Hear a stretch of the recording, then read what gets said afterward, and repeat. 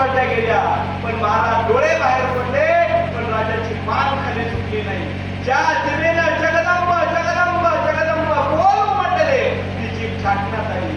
अरे ज्या कानाने आयुष्यभर सह्याद्रीचं संगीत ऐकलं त्या कानात तप्त शिस्त ओतलं गेलं, पण राजाची मान खाली सुटली नाही.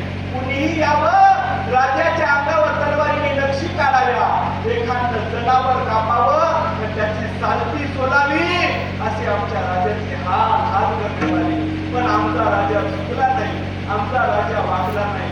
कारण एकच, आमच्या आबासाहेबांनी निर्माण केलेलं स्वराज्य आणि आबासाहेबांच्या महाराष्ट्राची अस्मिता राहावी, मराठ्यांचा झेंडा फडकत राहावा, केवळ या